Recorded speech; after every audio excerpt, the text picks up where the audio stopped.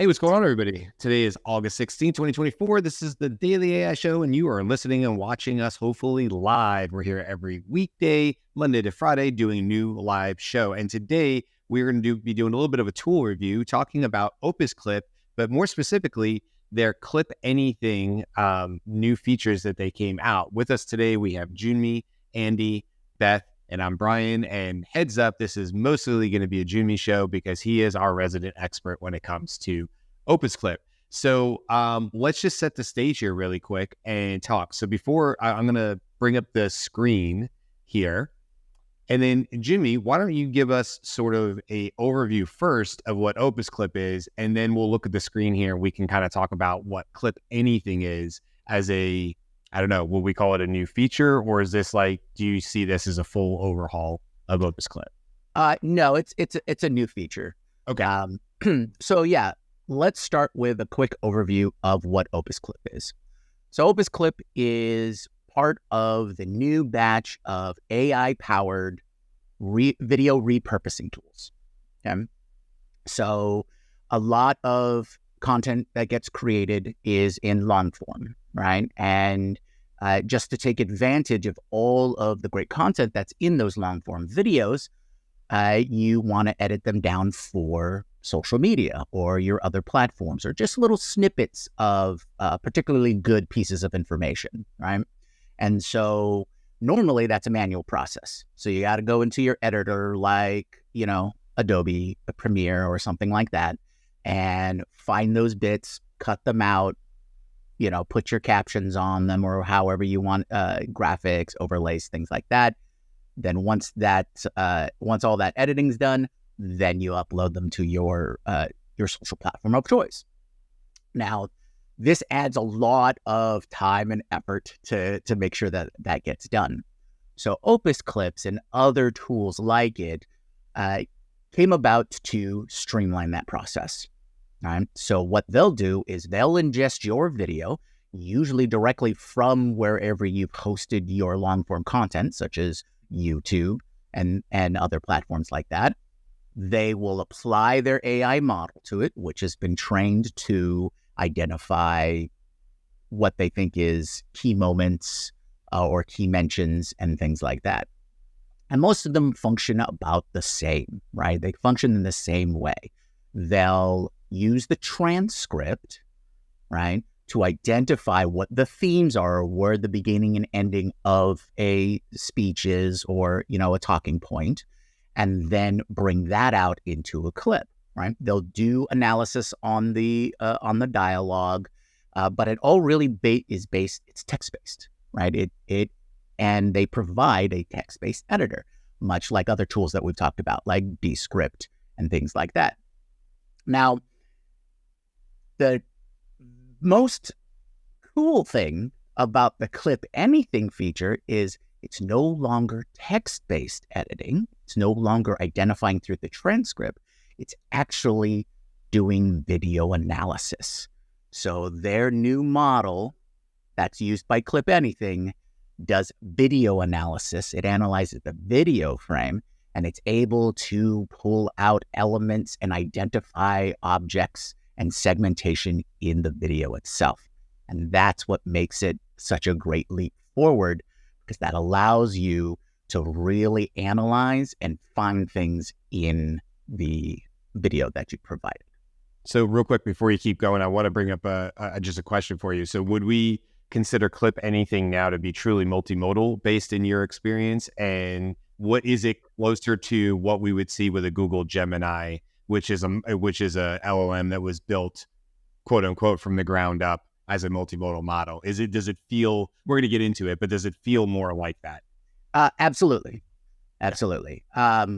I think the process, if you are familiar with Opus Clips or other tools like that, they've made it in such a way that this is an added value. You will not, your experience will be fairly the same as part of the process. You'll just get a lot more capability when you go and make your clips from your long form. So what I'd like to do is first go ahead and add this screen to show you what the interface is like. Now, if you joined us for other times that we've talked about OpusClip or shown various aspects of the app, or you have experience with the app itself, you'll notice that everything's changed. They're currently on their version 3 of their UI, or version 3 of their product. Much cleaner, easier to navigate. I'm a big fan overall, and far more responsive. I think that's the biggest takeaway for any of these advancements that are in these, web app, web capable services, these SaaS products, things like that, is all the early MVPs or the early offerings worked, but they were quite slow, right? You have to wait for each feature to load, and when you clicked on something, then it would take a second or two to load up. This is much better. Not perfect, but far better. So let's do a quick overview of what the UI elements are, right? So that when you finally sign up and log in, this is essentially the interface that you'll get. As you can see here, this is where we'll put in our YouTube link or wherever we've hosted the long form. And it really is quite an easy process, right? So, for example, if I were to quickly grab a YouTube link of our show, and then grab, let's say, this video here, right? So we want to grab we can just copy the link here, all right? And then just pop this in here, and it will try and load the video, look at, everything that's going on, and then give you, this is the interface that you get once it's found it. I can recognize that it is the right video, and this is where we get all of the good stuff of how we want to clip things. So they have their basic model, and then the clip anything model, right? So there was a message that popped in at right after it loaded the video. What did that say? So right now, that was talking about clip length. So my default is when I'm going through the process of clipping, I want to identify clips that are in these ranges, up to 59 seconds, up to 90 seconds, up to 3 minutes, and up to 5 minutes.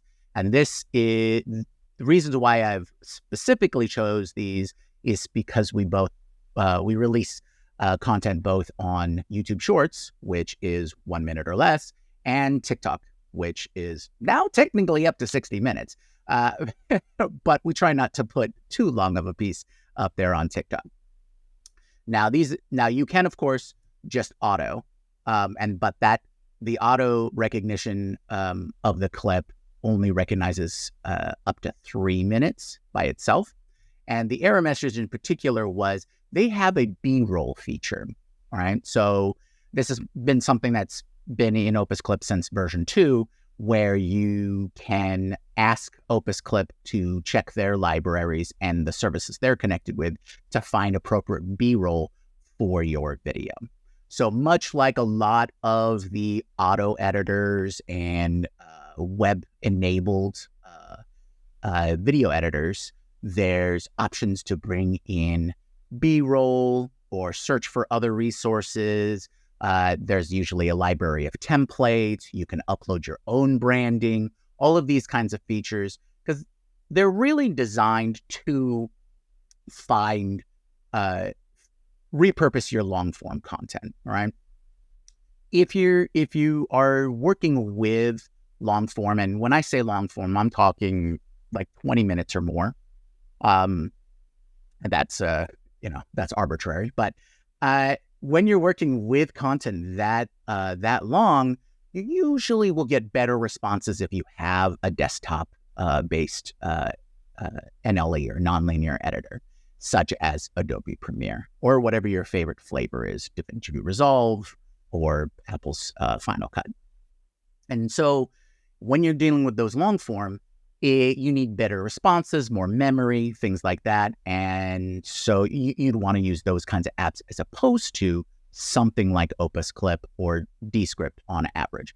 Though I will say Descript is coming out with more and more features to allow for those kinds of long form editing, but that's for another episode.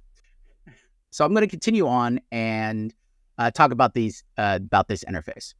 So one of the interesting aspects here is they've created various genres, right? So if you really want to dial in and instruct the AI for OpusClip into like what you're working with. So you notice there's a bunch of different sports and things like here. So if, for example, if you were doing a show on that showed footage of a college football game, then this genre, which is all pre-trained information and data for the model to help you extract from that kind of video. All right. Now, normally, most of the time, I'll just let the AI detect because it does a really good job of figuring out what your genre is.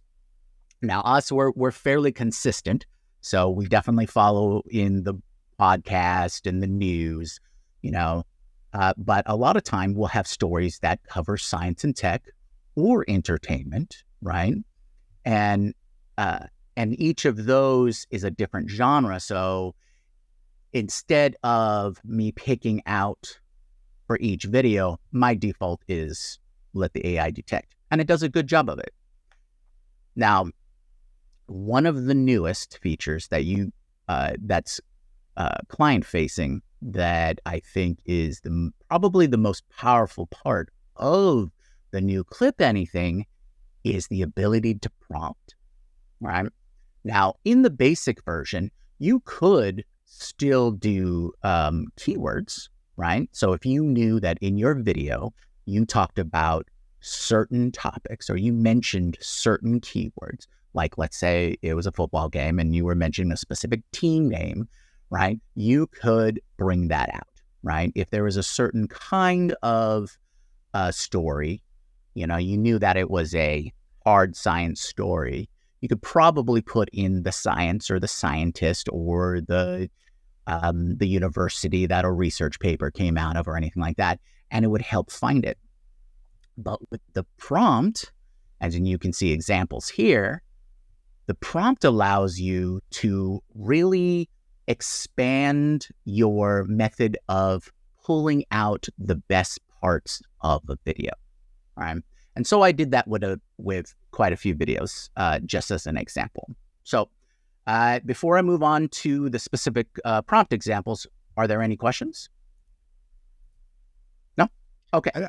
Well, I was going to say, I don't know that I have specific questions about the prompt examples, but I thought maybe could you just take a minute here and explain before you go into examples, like maybe some of the challenges you've run into at this point. Our show's a little unique. We have up to 7 of us on a screen that are in different size boxes, and we don't all have 2-camera shot.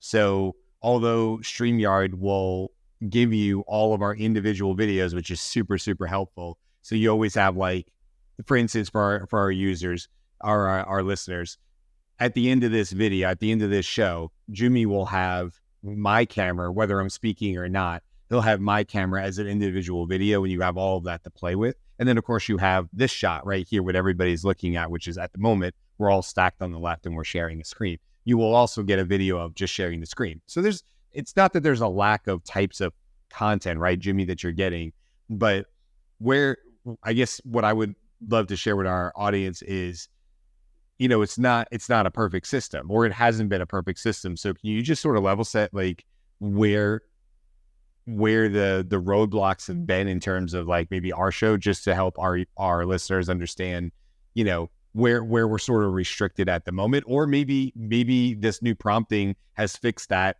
or Clip Anything, just so we can see that roadmap. Gotcha. Okay. So a little background as part of our process, right? Like Brian said, once we do our stream, we get up to 8 streams to edit, right? So there is our multicam, which is our wide shot where everybody's on the screen, and then everybody has their individual feeds, okay? Now, in our edit of the video, we go through a process of weaving our show, taking out, any of the inevitable flubs or technical glitches that we run into, and edit it for a more cohesive narrative. And so I will take all of those streams and I'll download them, and I will do an edit locally onto my system. Now we are geared to try and respond in a quick fashion, right? We want to get the live stream out, then we want a better produced, better edited version to go out there and live out on the internet. So if, months down the line, somebody comes and finds us, they'll have the best experience, right? But we need to do that on a daily basis. We're one of the few shows out there that is doing it every single day, every single weekday. So we need to be able to mitigate the amount of time that's spent, right? And so where a repurposer comes in, like Opus, is in that part of it, is in repurposing the content. So once we put out the edit, it's got the various feeds. We cut to Brian, we cut to Andy, we cut to Beth. Especially when they're talking about a specific topic, right? There's times when we can talk for 3 or 4 straight minutes about a subject, right? And that kind of needs to break up and things like that a little bit. So in that, once that edit's done and that's put onto YouTube, we now need to show off what are these little story clips, what are these content pieces, and that's where the Opus Clip comes in, right? If I were to do it manually, it would take me hours because I have to go through everything. If I wasn't on the show, it'd probably be a little easier because I could watch the show and then go, oh, at minute 3, Brian has a fantastic point. Okay. At minute 7, Andy's got great, and then, Beth closed out the show fantastically. All right, there's my 3 clips for the day, right? And then I could go in, edit it, spruce it up, add some captions and things like that, and then put that on social media channels. Now, I was just going to say really quick, I think that's a really important point, Jimmy, because we, as a, fairly new show, we're just over a year old. This is 270 episodes.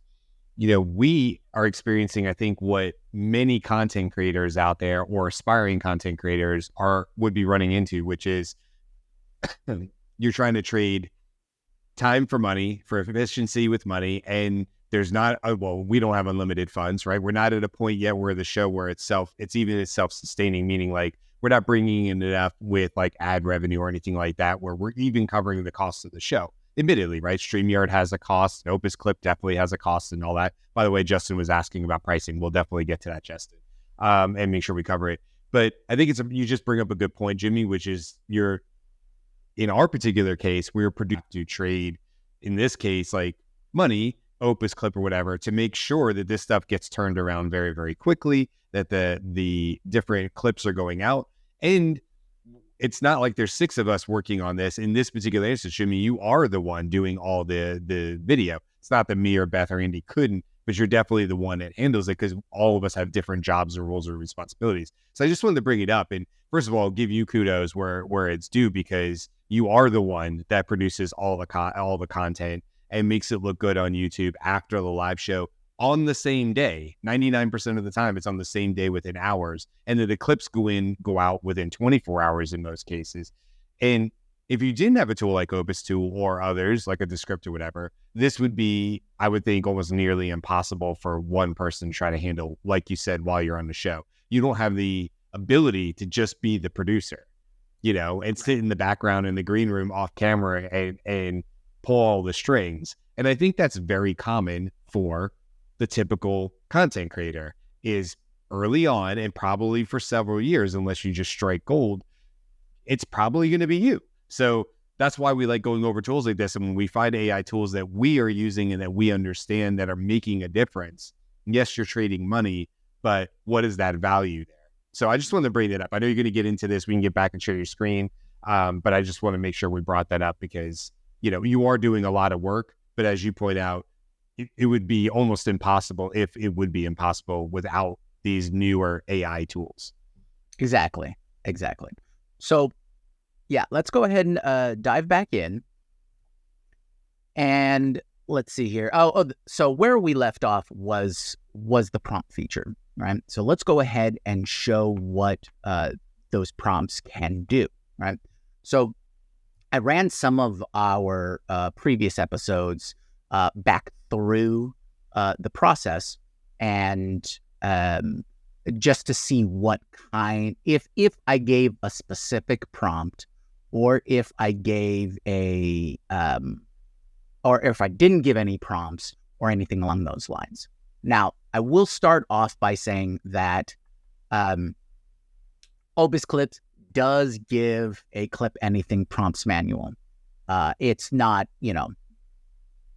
very in depth, but it does give you some basic guidelines and it gives you some examples to try. So all of the examples and the prompting that I've done that I'm going to show you today are all elements of these prompts from the prompting manual. Okay. So points for trying is really what we're saying. They released a feature and they're not waiting for everybody to just figure it out on their own. Well, exactly. And the reason I know I've talked to Beth about this in the past is everybody hates doing documentation. And apparently all new tech startups in the AI world don't like to do documentation. And so whenever I see a new feature released and they release documentation in tandem, big kudos. Like you said, great job. All right, so let's go ahead and go through some of these examples. So once your video is done processing through this step, right, you'll get back to here and they'll display all of your projects here. You can see we have tons of our shows on here. All right. And once you pop into those, this is the interface that you get, right? So all your navigation on the sidebar is still pretty standard, but they give you a clear virality assessment here, right? And they give you your different abilities to go into the edit, to schedule, or to download it, okay? And Jimmy, just really quick for our watchers here, are we now looking at Clip Anything? Because I definitely want to make sure we get to those functions and features, but are we looking for like Opus Clip, like where it is today? Because I'm not quite sure at this point what I'm looking at. Sure. This is the standard episode or the standard long form turned into clips interface, right? This is your live. So we're not at Clip Anything. We are in Clip Anything. We are. Okay. Yes. So Opus Clip, they have their interface. Like I said, this is B3. This is their third version. It's the same UI, the same UX, but it's a new model that you're choosing, the new feature, right, through that ingestion process that that you are allowed to choose the new model. And you can see here, this is where Clip Anything is in this upper corner here. So this is what lets you know that you have used that model. Now, what you'll notice here, though, between these two here is the prompt is here, and this is when I didn't give it a prompt at all, right? So if you've given it a prompt, it shows you what your prompt was, shows you what the model that you used, right? How much footage you put in there, and the name of the file or the YouTube link or whatnot that you gave it, right? So in this case, this was episode 261. Now, I had asked it to show me whenever the hosts refer to people from the live chat, right? And so it's going to use that as part of the scene analysis. So you see a few tags here that look like hashtags or keywords and things like that. These are tags to identify what part of, or to identify parts of the scene that has been analyzed. So if you look over here, this is where it kind of breaks down what your matches are, right? And these are not set, right? Some of these are predefined, like an emotional story or top moment or a compilation, viral snippet. Those are predefined tags, right? There's predefined analyses. But because in the prompt I was mentioning mentions from the live chat or the host or related is the live stream, right? Whenever there was any of those kinds of references or those scenes that it recognized, it went ahead and created an analysis tag. And I can filter, through these, which ones I want to see. Like if I only wanted to see anything that was an emotional story, then those are filtered out. So only things with the emotional story tag comes up. Okay. Now I'm going to go ahead and go back to that. And so after the video is analyzed, you can obviously get the transcript on here to show you what that should be said in the video. But I'm going to go back a little bit here. I don't have the audio shared, but since we have the captions, so it spelt it like the company as opposed to their name, but this is a mention when Beth in this episode mentioned something that Cisco had brought up in chat. So you can see that the Clip Anything model has looked at the video and compiled these various clips where any of the hosts have mentioned anyone from the live chat. So that's just an example of this particular prompt. Any questions at this point? No, I think that's really cool. I mean, I think that really, levels up the functionality of this because, I know one of the issues I've certainly run, not with OpusClip, I haven't used OpusClip like you have, but certainly in Descripted stuff or the other video ones, is that you don't feel like when you say, go ahead, AI, and do it, you do feel like you lose control. And then in my experience, at least on the Descript side, I don't use the AI one. This is if I'm just clipping my own video. What I'll do from time to time is take my own feed, like what I'm talking about right now, and it'll only show me. It won't show any of the screen or anybody else. And of course, there'll be minutes and minutes and minutes of me being quiet. And then also it'll start talking. So it's just quiet and then content and quiet and content. Otherwise, I'm just sitting still on the camera. But even with that, those long periods of quiet, I find that at least in the script, the AI has a hard time determining what is valuable and what is not. You often would get clips that are really just not usable. And you think, okay, well, that was kind of a waste of my time. So I love this feature because it really makes it feel like, oh, I have a little bit more control of focusing the LLM and saying, hey, this is, an inspirational story, a firefighter story, right? Like when Brian mentioned firefighting, and you can put that in and say, let me find those. Or how many times have we mentioned OpusClip and we could find that as well. So I think it's really, really, really cool. Sorry, keep going. But I wanted to point out that is a big upgrade at least in my experience, as far as this AI video editing. Yeah, and to that point, and I swear this isn't a setup, we do actually have a question from Cisco, spelled with an S, about how much time would you say it saves you? Like, or is it 2x faster? I just know that if this wasn't possible, we wouldn't be producing shorts. Right? Yes. So we try and release at least 3 shorts each day. Sometimes it's a little more, sometimes it's a little less, depending on what's available or what we think is found. And that's both for YouTube Shorts and for TikTok. So we can't necessarily release the same clips on both platforms. So that's potentially 6 different clips each day, right? And so, and I'm sure as we grow and things get bigger and, and we do more content, that will increase as well. So it's not very scalable for a single person, right?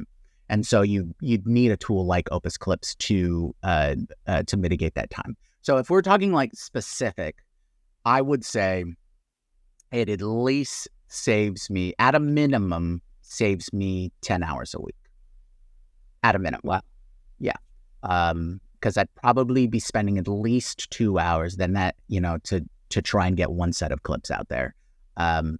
If I have the opportunity to watch through the whole episode before I can start editing, or if I take that time, if I add that time as part of the process, that means you add on an extra 45 minutes. Right. Because, I can't necessarily run through it at 1.5 speed, maybe, to get the highlights. Otherwise, I'll miss it, and a lot of the choices are context-based. So having Opus Clip and having the AI model to just evaluate, it really helps. Right. And just I don't necessarily have to make the decisions off of the raw footage. I can make the decisions off of the clips that it's found, and the fact that it gives a virality score and explains, each component of that and what we can see in once we've released the clip. And I can tell you there are some that if I choose the top 5, right, or the top 6 from the Opus Clip, they do better than the mid or the bottom half. And we get about 20 or so clips out of an episode. So that's a great indicator and helps you choose what kind of clips as well. So it's also a great tool to get into if you don't have a lot of experience, choosing what might be a good clip, right? Now, Can I just jump in for context? The sort of thing that is closest to this is the text-based editing that Brian was talking about that he does in Descript. Jyunmi is very methodical about this stuff. So there was a month where he tested that, and now is not time-saving or helpful or as viral, right? And also, Jyunmi used Premiere, which also has text-based editing, Adobe has recently added that. In a lot of ways, Adobe does play catch up in the AI world, but or they just buy Opus Clip or something. Read it. Actually, like some of the newest features for their Firefly capabilities and things like that is all going to tie in multimodal models to fill in the gap and things like that. So as an incumbent, we've seen various incumbent companies, they may be slow on the take, but they catch up really quickly. And since they have that install base, they already have all the users that they need to appease and add features to and things like that. But I digress. And I want to say one last thing before we jump back in and you sort of, take us to the end here. Just talking about text-based, because I think I went on vacation, honestly, and that's why I got out of the habit of it. But I was basically just trying to assist Jyunmi with creating more clips and stuff. And so I said, well, listen, I'll take my own clips and try to create more content out of that. And it was at least an hour extra a day. Not that was necessarily bad, because I was producing 3, 4, 5 clips out of it. I was using Descript. The reason there's some upside to the text space to it, in my case, is just listen to the way I'm talking right now.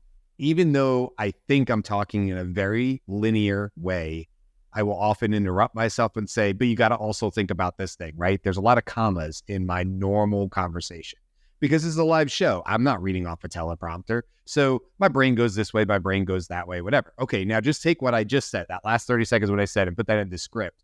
It doesn't make a good clip, because what was my point? What was I trying to say out of that? So I did find, at least with a text-based inline editor, that I can get rid of a lot of side quests in my conversations, which can take, in my case, because I'm a talker, it can take a good 3 minutes of me talking and make it, and really honestly make it over and over a 50-second clip.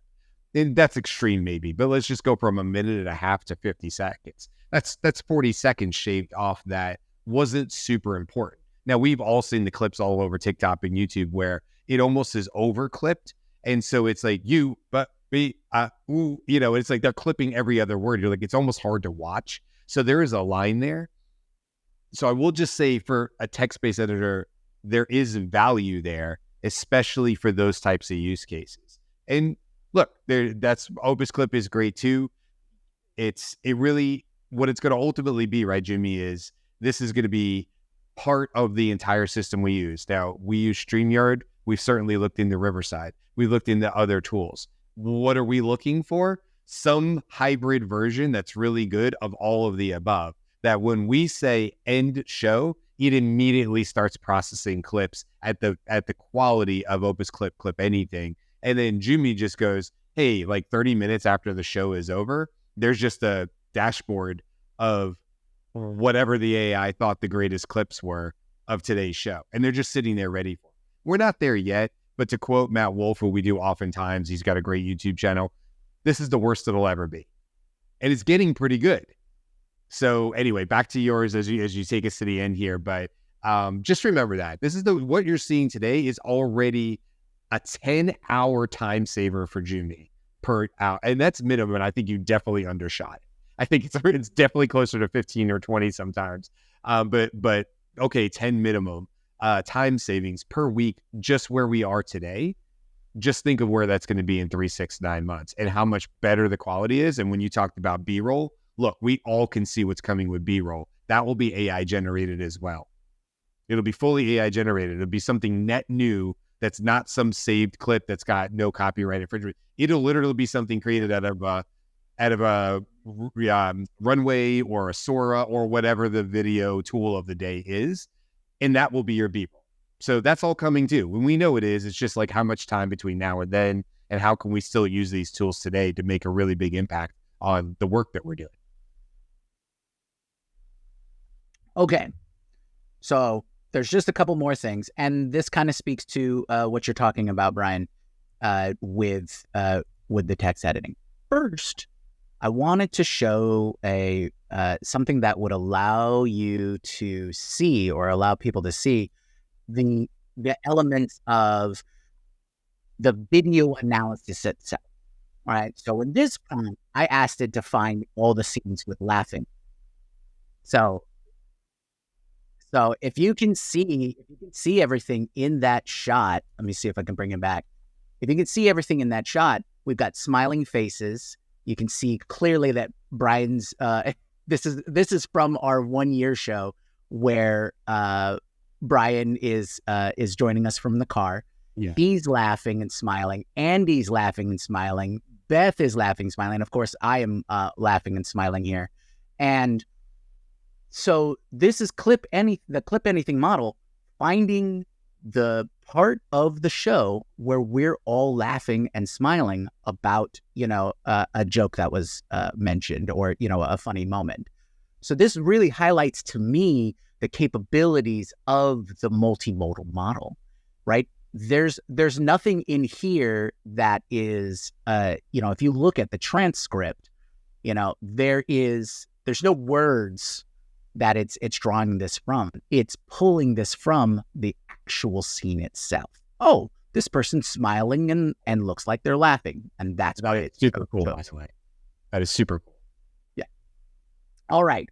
And so now I wanted to end with a shot of what their editor looks like. Ooh, an Andy shot. I'm ready. Yeah.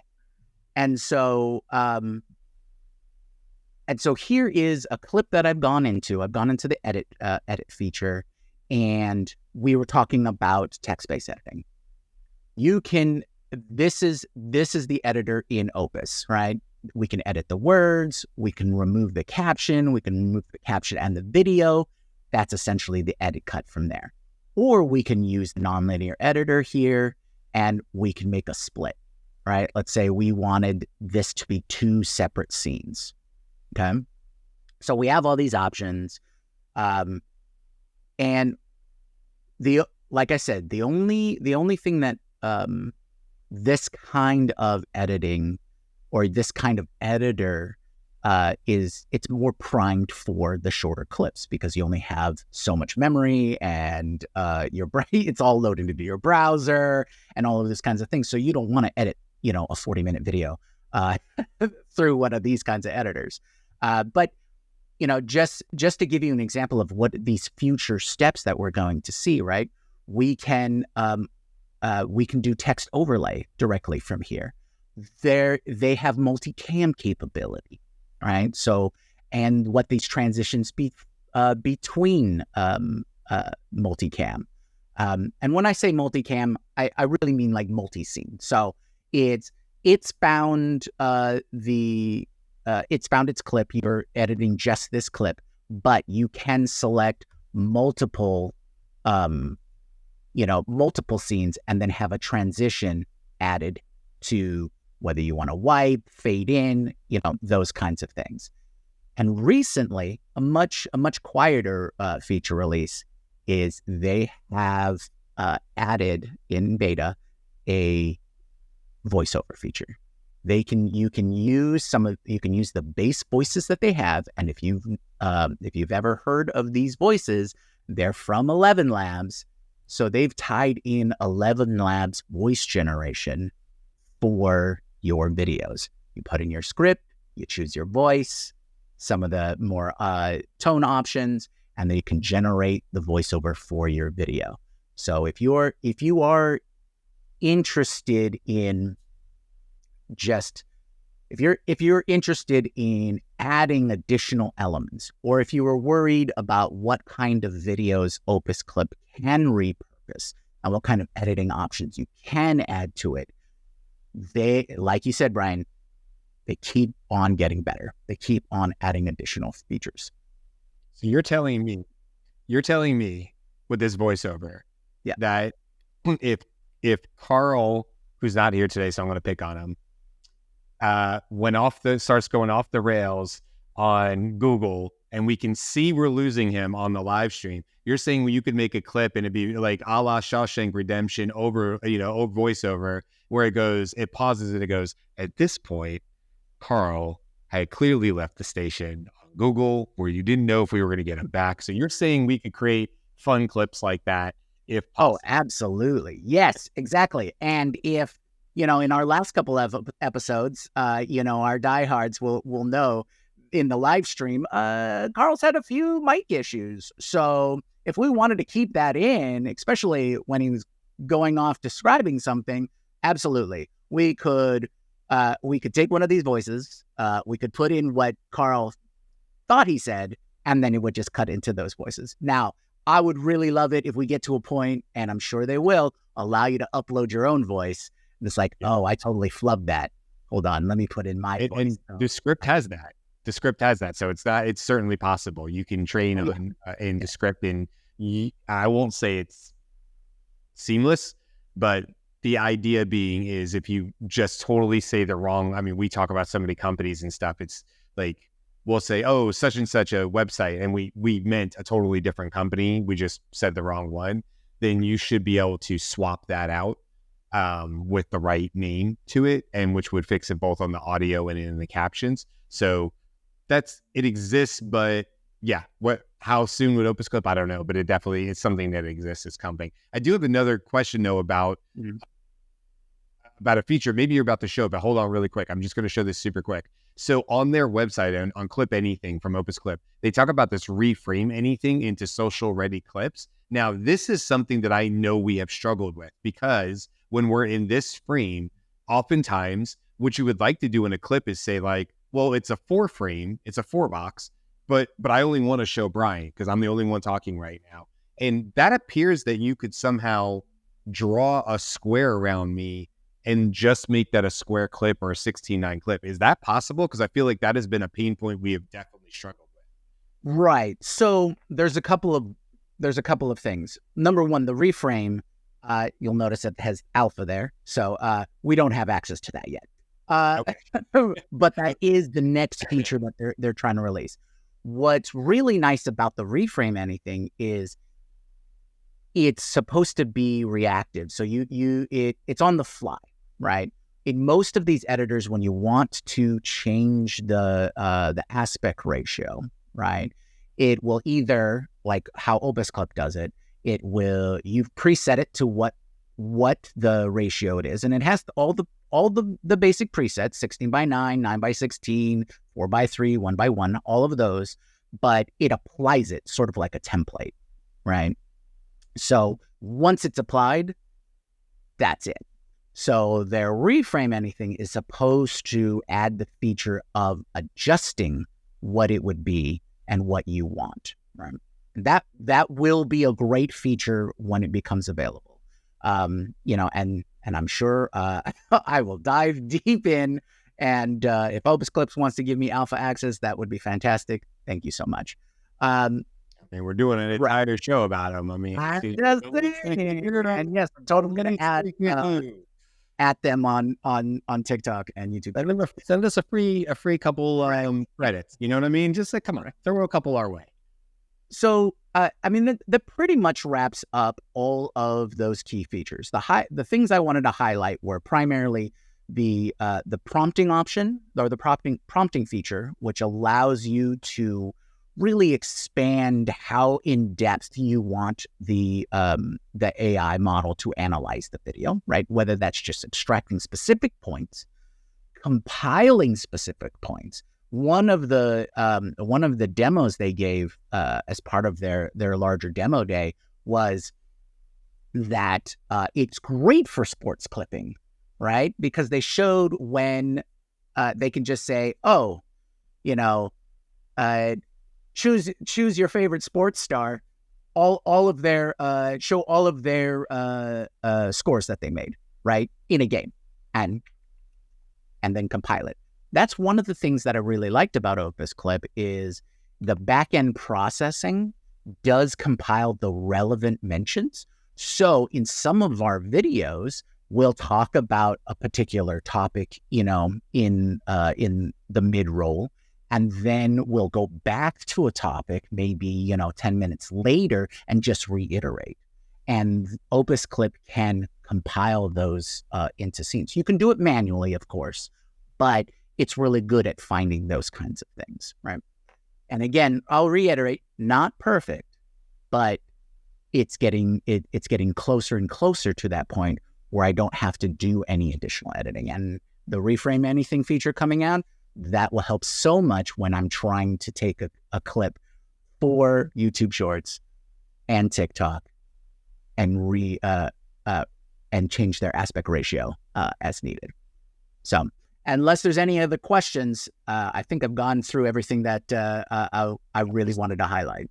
That was awesome, Jyunmi. Thank you for the details. And I think it's super cool because a lot of people don't have access to the Clip Anything portion of OpusClip. You just got it this week. So the fact that you're able to turn that around and put it together for the show is like super, super cool. So if you are looking into OpusClip or you're looking into Clip Anything, you're seeing as far as we can see into the future. And of course, there's some things that are alpha that we don't have access to yet, but this is all less than 2 weeks old type stuff. So this is super cool. Hopefully a lot of people get a lot of value out of this. Now, look, upcoming next week, we have 5 more shows, obviously. We're going to be talking about, Rosie from the Jetsons on Monday. We're going to be talking about home personal robots. That's in the story, Figure 2, Tesla Bot, all these things. We talked about this before, but based on some conversations with Carl, he's had us laughing about different things and taking out the recycling and things that he wants at his home. It's time to really talk about, okay, let's snap a finger. We all get access to Rosie. What is that? Do we want that in our house? Do we want it to be like a Roomba? Or do we actually want it to be a humanoid type robot that's walking around and, maybe faces the corner until you're ready to have it do something? Is that the future we're actually looking for? I think it's an interesting conversation. On Tuesday, we're going to be talking about the rise of AI in the fast food industry because of what McDonald's has been doing with their menus. Like I was mentioning earlier in the week, how it's actually helping people spend more money, not helping, but helping McDonald's help people spend more money because it's taking some of the human interaction and they're spending longer at these things, and AI can actually increase ROI when it works well. So we're going to be talking about that. Wednesday, we have the news. Thursday, we're going to be talking about an Ethan Malik topic where he talked about the Pareto problem and how it applies to AI. That'll be super fun. And then next Friday is going to be our 2-week recap show. So I'm going to end it by actually sending it to you, Andy, on the spot, because I don't think you've said anything on this entire show, despite the fact you've been here. So Andy, what are you the most excited about out of all those topics for next week? Well, robotics clearly is a thing, and the sophistication of robotics has been accelerating at an exponential pace. So I'm really looking forward to demonstrations on Monday of what we can do with embodied AI. I'm with you. Don't forget, you can go to the website, dailyaishow.com, and you can get all the information. We'll have another newsletter going out this Sunday. If you want to be on that train, just make sure you subscribe before Sunday around 8 a.m. Eastern, and you should get it. Maybe give it a little more than that. But let's say midnight on Saturday. If you subscribe to the newsletter, you will get the very next episode. And I'm putting that together right now. It's got all sorts of goodies in it that were not on the live show. So if you want to do more deep dives, you got to sign up for that newsletter. It is, of course, free, and we do not spam you. We just send you out one email a week, as we said we would. So that's it, guys. Have a great weekend. Super fun conversations all the way through. And we will see you guys again on Monday to, as Andy said, talk about robots. See you then. Aloha.